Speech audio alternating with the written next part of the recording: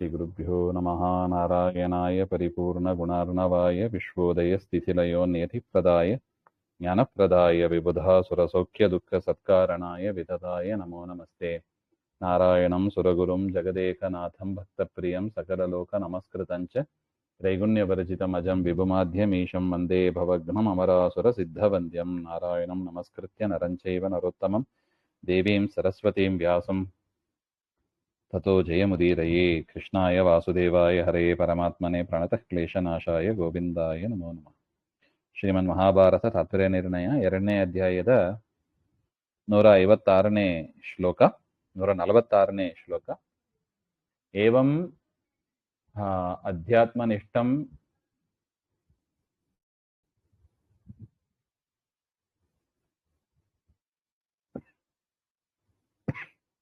ಶ್ರೀ एवं अध्यात्मनिष्ठं हि भारतं सर्वमुच्यते दुर्विज्ञेयम् अतः सर्वैः भारतं तु सुरैरपि.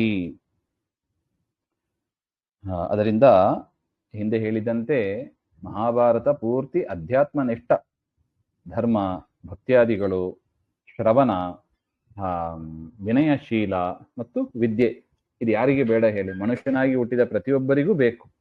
ಬರೀ ಬ್ರಾಹ್ಮಣರಿಗೆ ಮಾತ್ರ ಅಲ್ಲ, ಎಲ್ಲರಿಗೂ ಬೇಕು. ಇವೆಲ್ಲವೂ ಕೂಡ ಬೇಕು. ಅದರಿಂದ ಅದನ್ನು ಕೊಡತಕ್ಕದ್ದು ಪುಣ್ಯದಾಯಕ. ಇನ್ನು ಕೌರವರು ಅವರು ದೋಷದ ರೂಪಗಳು, ಪಾಪ ಕೊಡತಕ್ಕವರು, ಹಾಗೆ ಅಂತ ಈ ರೀತಿಯಾಗಿ ಧರ್ಮಾಧರ್ಮದ ವಿಚಾರವನ್ನೇ ಅಲ್ಲಿ ಹೇಳಿದ್ದಾರೆ. ಹಾಗೆ ಅಂತನೂ ಕೂಡ ನಾವು ಅಧ್ಯಾತ್ಮ ರೀತಿಯಾಗಿ ತಿಳ್ಕೋಬೇಕು. ಹಾಗೆ ಅಂತ ಅದರಿಂದ ಇಡೀ ಭಾರತ ಅಧ್ಯಾತ್ಮವಾಗಿ ನೋಡಿದರೆ ಅದು ನಮಗೇ ಸಂಬಂಧಪಟ್ಟದ್ದು. ಅದು ಯಾರೋ ಕೌರವರ ಪಾಂಡವರ ಕಥೆ ಅಂತ ಅನ್ಯರು ಅಂತ ನಾವು ಭಾವಿಸಬೇಕಾಗಿಲ್ಲ ಎಂಬ ಒಂದು ವಿಚಾರವನ್ನು ತಿಳಿಸಿ, ಈ ರೀತಿಯಾಗಿ ಮಹಾಭಾರತ ತಿಳ್ಕೊಳ್ಳೋದೇ ಕಷ್ಟ. ಸರ್ವೈಹಿ ಭಾರತಂ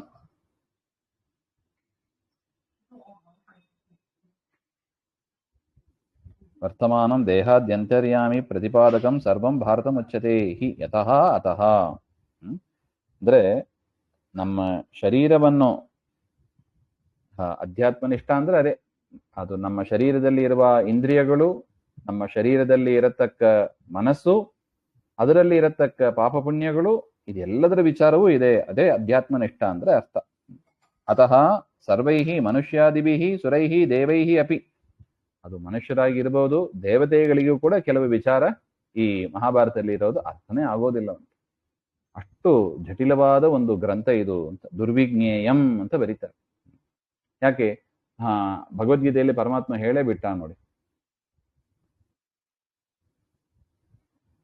ಕ್ಷೇತ್ರಂ ಕ್ಷೇತ್ರಜ್ಞ ಏವಚ, ಹಾಗೆ ಅಂತ. ಕ್ಷೇತ್ರ ಅಂದ್ರೆ ಶರೀರ, ಕ್ಷೇತ್ರಜ್ಞ ವಿಭಾಗ ಯೋಗ ಅಂತ ಇದೆ ಅಲ್ಲಿ. ಕ್ಷೇತ್ರಜ್ಞ ಹಾಗೆ ಅಂದ್ರೆ ಕ್ಷೇತ್ರವನ್ನ ಅಂದ್ರೆ ಈ ಶರೀರವನ್ನ ಚೆನ್ನಾಗಿ ಬಲ್ಲವ ಅಂತ ಅರ್ಥ. ಈ ಶರೀರವನ್ನ ಚೆನ್ನಾಗಿ ಬಲ್ಲವ ಅಂದ್ರೆ ಯಾರು? ಪರಮಾತ್ಮ ತಾನೇ ಅಂತ ಹೇಳ್ಕೊಂಡಿದ್ದಾನೆ. ಅಂದ್ರೆ ಏನರ್ಥ? ಬೇರೆ ದೇವತೆಗಳಿಗೂ ಕೂಡ ಇದರ ಸ್ಪಷ್ಟ ಜ್ಞಾನ ಇರೋದಿಲ್ಲ. ಇದೆ, ಆದರೆ ಪರಮಾತ್ಮನಿಗೆ ಎಷ್ಟು ಇದೆಯೋ ಅಷ್ಟು ಸ್ಪಷ್ಟವಾದ ಜ್ಞಾನ ದೇವತೆಗಳಿಗೂ ಇಲ್ಲ. ಅದರಿಂದ ಅಧ್ಯಾತ್ಮ ದೃಷ್ಟಿಯಿಂದ ನಾವು ಎಲ್ಲ ವಿಚಾರವನ್ನು ಕೂಡ ಎಲ್ಲ ದೇವತೆಗಳಿಗೂ ಗೊತ್ತಾಗಿರೋದಿಲ್ಲ. ದೇವತೆಗಳಿಗೂ ಕೂಡ ಅರ್ಥ ಮಾಡಿಕೊಳ್ಳೋದು ಕಷ್ಟ ಅಂತ ಆದ ಮೇಲೆ ಮನುಷ್ಯರ ಪಾಡನೆ ಏನಂತ ಹೇಳೋದು ಅಂತ ಒಟ್ಟು. ಸ್ವಯಂ ವ್ಯಾಸೋ ಹಿ ತದ್ವೇದ ಬ್ರಹ್ಮಾವ ತತ್ಪ್ರಸಾದತಃ ತಥಾಪಿ ವಿಷ್ಣು ಪರತಾ ಭಾರತೆ ಸಾರ ಸಂಗ್ರಹ. ಮತ್ತೆ ಯಾರಿಗೂ ಗೊತ್ತಾಗಲ್ಲ ಅಂದ್ರೆ ಯಾರಿಗೆ ತಾನು ಗೊತ್ತಾಗ್ತದೆ? ಹಾಗೆಂದ್ರೆ ಇದನ್ನ ರಚನೆ ಮಾಡಿದ ವೇದವ್ಯಾಸರಿಗೆ ಗೊತ್ತು. ಸಂಪೂರ್ಣ ಮಹಾಭಾರತದ ಸಂಪೂರ್ಣ ಅರ್ಥ ಗೊತ್ತಿದ್ದವರು ವೇದವ್ಯಾಸರು.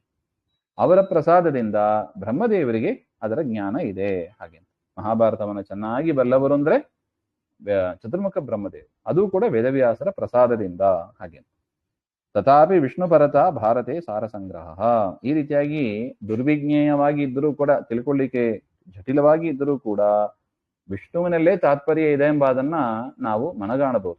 ಹೀಗೆ ಹಿಂದೆ ತಿಳಿಸಿಕೊಟ್ಟಂತೆ ಈ 2 ಅಧ್ಯಾಯಗಳ ಸರಿಯಾಗಿ ಅರ್ಥ ಮಾಡಿಕೊಂಡ್ರೆ ಮಹಾಭಾರತ ಪೂರ್ತಿ ಪರಮಾತ್ಮನ ಮಹಿಮೆಯನ್ನು ಹೇಳುತ್ತದೆ. ಹಾಗೆ ಅಂತ ನಾವು ಅರ್ಥ ಮಾಡಿಕೊಳ್ಳಬಹುದು, ಸಾಮಾನ್ಯ ಜ್ಞಾನ ಪಡೀಬಹುದು ಅಂತ ಅದರ ಅಭಿಪ್ರಾಯ. ಅದಕ್ಕೂ ಕೂಡ ಪ್ರಯೋಜನ ಇದೆ, ದೇವರ ಅನುಗ್ರಹ ಇದೆ ಅಂತ ಹೇಳ್ತಾರೆ. ಮಹಾಭಾರತ ಅದು ಯಾರೋ ಕೇವಲ ಕೌರವರ ಪಾಂಡವರ ಕಥೆ ಅಂತಲ್ಲ, ಅದು ಈ ರೀತಿಯಾಗಿ ಅಧ್ಯಯನ ಮಾಡಬಹುದು, ಅಧ್ಯಾತ್ಮನಿಷ್ಠವಾಗಿದೆ. ಹಾಗೆ ಅಂತ ಸಾಮಾನ್ಯವಾಗಿ ತಿಳ್ಕೊಂಡ್ರು ಅದಕ್ಕೂ ಕೂಡ ಮಹಾಫಲ ಇದೆ. ಹಾಗೆ ಅಂತ ಇತ್ಯಾದಿ ವ್ಯಾಸವಾಕ್ಯೈಃ ತೈಸ್ತು ವಿಷ್ಣುತ್ಕರ್ಷೋ ಅವಗಮ್ಯತೆ ವಾಯುವಾದೀನಾಂ ಕ್ರಮಶ್ಚೈವ ತದ್ವಾಕ್ಯೈರೇವ ಚಿಂತ್ಯತೆ. ಈ ರೀತಿಯಾಗಿ ವಿಷ್ಣೋಃ ಸರ್ವೋತ್ಕರ್ಷ ಏವ ಅಸ್ಯ ಭಾರತಸ್ಯ ಮುಖ್ಯಾರ್ಥ.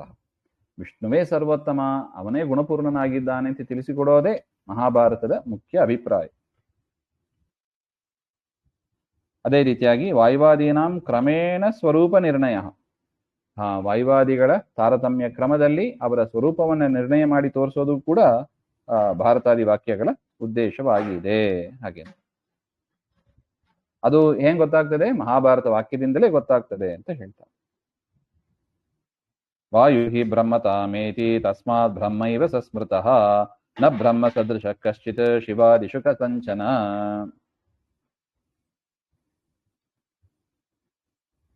ನಾನು ಬ್ರಹ್ಮಾದೀನಾಂ ಕ್ರಮ ಇತಿ ವಕ್ತವ್ಯೆ ವಾಯುವಾದೀನಾಂ ಇತ್ಯುಕ್ತವು ಕಿಂ ಕಾರಣಂ. ಅಲ್ಲ, ನೀವೇನ್ ಹೇಳ್ಬೇಕಾಗಿತ್ತು? ಬ್ರಹ್ಮಾದಿಗಳ ಕ್ರಮ ಅಂತ ಹೇಳಬೇಕಾಗಿತ್ತು. ನೀವು ಬ್ರಹ್ಮದೇವರನ್ನ ಬಿಟ್ಟು ಬಿಟ್ರಿ. ವಾಯುವಾದೀನಾಂ ಕ್ರಮ ಅಂತ ವಾಯುದೇವರನ್ನ ಹೇಳ್ತಾ ಇದ್ದೀರಲ್ಲ, ಹಾಗೆ ಅಂತ ಹೇಳಿದ್ರೆ ಅದಕ್ಕೆ ಹೇಳ್ತಾ ಇದ್ದಾರೆ, ವಾಯುರ್ಹಿ ಬ್ರಹ್ಮತಾಮೇತಿ ತಸ್ಮಾತ್ ಬ್ರಹ್ಮೈವ ಸಸ್ಮೃತಃ.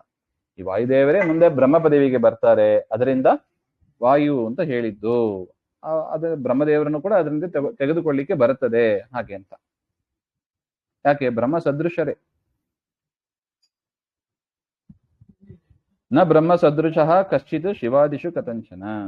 ಮತ್ತೆ ಎಲ್ಲರೂ ಕೂಡ ಬ್ರಹ್ಮದೇವರಿಗೆ ಸದೃಶವಾಗಿ ಇರ್ತಾರ, ವಾಯುದೇವರನ್ನ ಮಾತ್ರ ನೀವು ಯಾಕೆ ಹೇಳ್ತೀರಿ?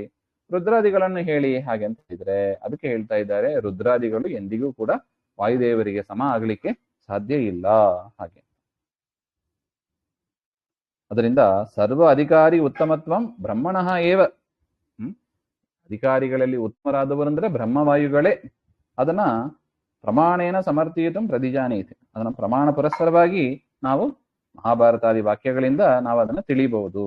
ಅದು ಕೂಡ ಮಹಾಭಾರತದ ಇನ್ನೊಂದು ಮುಖ್ಯ ಉದ್ದೇಶ. ಅಂದ್ರೆ ವಿಷ್ಣು ಸರ್ವೋತ್ತಮ, ದೇವತೆಗಳಲ್ಲಿ ತಾರತಮ್ಯ ಇದೆ, ಅವರಲ್ಲಿ ಬ್ರಹ್ಮವಾಯುಗಳು ಅಗ್ರಗಣ್ಯರಾಗಿದ್ದಾರೆ. ಇದನ್ನು ತಿಳಿಸಿಕೊಡೋದು ಕೂಡ ಮಹಾಭಾರತದ ಒಂದು ಉದ್ದೇಶ ಹಾಗೆ. ಅಲ್ಲ, ಹೇಗೆ ಹೇಳ್ತೀರಿ ಹಾಗೆ ಅಂದ್ರೆ ಅದಕ್ಕೆ ಮಹಾಭಾರತ ವಾಕ್ಯಗಳಿಂದಲೇ ಹೇಳ್ತಾರೆ ನೋಡಿ ಪ್ರಮಾಣ.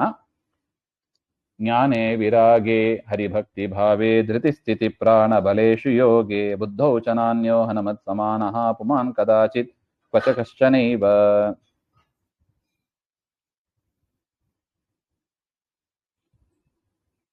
ಜ್ಞಾನದಲ್ಲಿ, ವಿರಾಗದಲ್ಲಿ, ವೈರಾಗ್ಯದಲ್ಲಿ ಅಂತ ಅರ್ಥ. ಹರಿಭಕ್ತಿ ಭಾವೆ, ಪರಮಾತ್ಮನಲ್ಲಿ ಭಕ್ತಿ ಮಾಡುವುದರಲ್ಲಿ, ವಾಯೋಹೋ ಅವತಾರಾತ್ ಅನ್ಯಃ, ವಾಯುದೇವರ ಅವತಾರಕ್ಕಿಂತ ಬೇರೆಯಾದ ರುದ್ರಾದಿಗಳು, ರುದ್ರದೇವರೇ ಮೊದಲಾದ ಯಾವ ಪುರುಷರೂ ಕೂಡ ಕದಾಚಿತ್ ಯಾವ ಕಾಲದಲ್ಲೂ ಕೂಡ, ಕ್ವಚ ಯಾವ ದೇಶದಲ್ಲೂ ಕೂಡ ಸಮನಾಗಿ ಇರ್ಲಿಕ್ಕೆ ಸಾಧ್ಯ ಆಗೋದಿಲ್ಲ ಅಂತ ಹೇಳ್ತಾರೆ. ಯಾವ ವಿಚಾರದಲ್ಲಿ? ಜ್ಞಾನದಲ್ಲಿ, ವೈರಾಗ್ಯದಲ್ಲಿ, ಹರಿಭಕ್ತಿಯಲ್ಲಿ, ಧೃತಿ ಸ್ಥಿತಿ ಪ್ರಾಣ ಬಲೇಶು ಯೋಗಿ. ಧೃತಿ ಧರಿಸೋದು ಅಂದ್ರೆ ವಿಷಯವನ್ನ ಧರಿಸೋದು, ಸ್ಥಿತಿ ಇರುವಿಕೆ, ಪ್ರಾಣ ಚೇಷ್ಟೆಯನ್ನ ಮಾಡೋದು, ಬಲ ಸಾಮರ್ಥ್ಯದಲ್ಲಿ, ಯೋಗೆ ಪರಮಾತ್ಮನ ಭಕ್ತಿ ಯೋಗ ಇತ್ಯಾದಿಗಳಲ್ಲಿ, ಬುದ್ಧೌ ಬುದ್ಧಿಶಕ್ತಿಯಲ್ಲಿ, ಯಾವ ವಿಚಾರದಲ್ಲೂ ಕೂಡ ವಾಯುದೇವರ ಅವತಾರರಾದ ಹನುಮ, ಭೀಮ, ಮಧ್ವ ಅವರಿಗೆ ಸಮನಾಗಿ ರುದ್ರಾದಿಗಳು ಬರ್ಲಿಕ್ಕೆ ಸಾಧ್ಯ ಇಲ್ಲ ಅಂತ. ಯಾವ ಕಾರಣದಲ್ಲೂ ಯಾವ ದೇಶದಲ್ಲೂ ಅವರು ಬರ್ಲಿಕ್ಕೆ ಸಾಧ್ಯ ಇಲ್ಲ ಅಂತ ಅರ್ಥ. ಇನ್ನು ಮುಂದೆ ಬಳಿತ ನೋಡಿ, ಇದರಿಂದ ಏನ್ ಸ್ಪಷ್ಟ ಆಯಿತು? ಇದು ಮಹಾಭಾರತ ವಾಕ್ಯ. ಏನ್ ಸ್ಪಷ್ಟ ಆಯಿತು? ಪರಮಾತ್ಮ ಸರ್ವೋತ್ತಮ. ಆ ಪರಮಾತ್ಮನ ಅನುಗ್ರಹದಿಂದ ವಾಯುದೇವರು ಕೂಡ ಉಳಿದ ಅಧಿಕಾರಿಗಳಿಗಿಂತ ಉತ್ತಮರಾಗಿದ್ದಾರೆ ಹಾಗೆ. ಇದು ಮಹಾಭಾರತದ ವಾಕ್ಯ. ನೋಡಿ, ಅವರು ತಾಮ್ರಪರ್ಣಿಯಾಚಾರ್ಯ ಬರೀತಾರೆ, ಹರಿಭಕ್ತಿ ಭಾವ ಅಂದ್ರೆ ಹರಿಭಕ್ತಾಖ್ಯ ವೃತ್ತಿ ವಿಶೇಷ ಹಾಗೆ. ಸ್ಥಿತಿ ಅಂದ್ರೆ ಸ್ಥೈರ್ಯ ಅಂತ. ವೈಷ್ಣವ ಮತೆ ಸ್ಥೈರ್ಯ. ವೈಷ್ಣವ ಮತದಲ್ಲಿ ಸ್ಥಿರವಾಗಿ ಇರೋದು, ಏನೇ ಆಪತ್ಕಾಲ ಬಂದರೂ ಕೂಡ ಧರ್ಮವನ್ನ ಬಿಡದೇ ಇರೋದನ್ನ ಸ್ಥಿತಿ ಅಂತ ಕರೀತಾರೆ. ಇನ್ನು ಪ್ರಾಣನಂ ಧಾರಣ ಶಕ್ತಿ, ಪ್ರಾಣವನ್ನ ಧರಿಸಿರುವ ಶಕ್ತಿ ಪ್ರಾಣನಂ ಅಂತ ಹೇಳ್ತಾರೆ. ಬುದ್ಧಿ ಅಂದ್ರೆ ಪ್ರತಿಭಾ ಅಂತ ಇಷ್ಟು ವ್ಯಾಖ್ಯಾನವನ್ನ ಮಾಡಿದ. ಪ್ರತಿಭಾಶಕ್ತಿ. ಇದು ಯಾವುದರಲ್ಲೂ ಕೂಡ ವಾಯುದೇವರಿಗೆ ಸಮನಾಗಿ ರುದ್ರಾದಿಗಳು ಯಾರು ಇರೋದಿಲ್ಲ ಹಾಗೆ ಅಂತ ಅದರ ಅಭಿಪ್ರಾಯ. ಇನ್ನು ಮುಂದೆ ಬಳಿತಾ ಸೂಕ್ತದ ವ್ಯಾಖ್ಯಾನ ಬರುತ್ತದೆ, ಅದನ್ನ ಮತ್ತೆ ನೋಡೋಣ. ಶ್ರೀಮಧ್ವಾಂತರ್ಗತ ಶ್ರೀಕೃಷ್ಣ ಅರ್ಪಣಮಸ್ತು. ಶ್ರೀ ಹರೇ ನಮಃ.